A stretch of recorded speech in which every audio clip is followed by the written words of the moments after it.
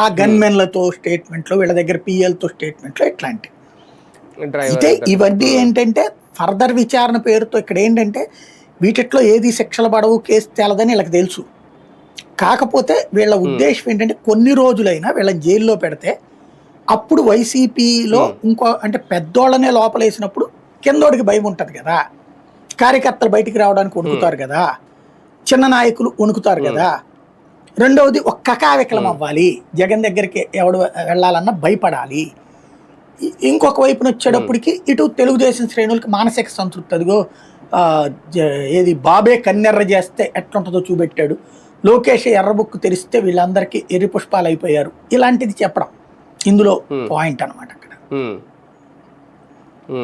అంటే వీళ్ళ తపన తాపత్రయం చూస్తూ ఉంటే ఇంకా దీన్ని ఒక 2-3 ఏళ్ళు ఆగుతారంటారు సార్. ఇలాగే సాగుతుంది అంటే ఈ ఎలక్షన్ వచ్చే ఎలక్షన్స్ లోపు ఈ కేసు తేలకూడదు అనుకుంటారు వీళ్ళు. ఇట్లా సాగుతా ఉంటే అప్పుడు చివరిదాకా అదిగో మేము చూసారా లెక్కర్ కుంభకోణంలో వేసేసామని చెప్తారు అనమాట. ఇప్పుడు ఇది ఎట్లా ఉంటుందంటే స్కిల్ డెవలప్మెంట్ కుంభకోణం అసలు అబ్బే జరగలేదు, అమరావతిలో లైనింగ్ కుంభకోణం ఏం జరగలేదు అని వీళ్ళ పత్రికలే రాస్తాయి. ఇక్కడ జరిగిందని వీళ్ళ పత్రికలే రాస్తాయి, వీళ్ళ టీవీలో డిబేట్లు చేస్తాయి.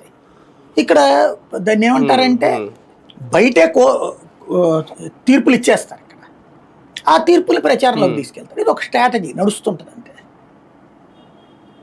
రైట్ చూద్దాం. మొత్తానికి లిక్కర్ స్కామ్ వ్యవహారం మళ్ళీ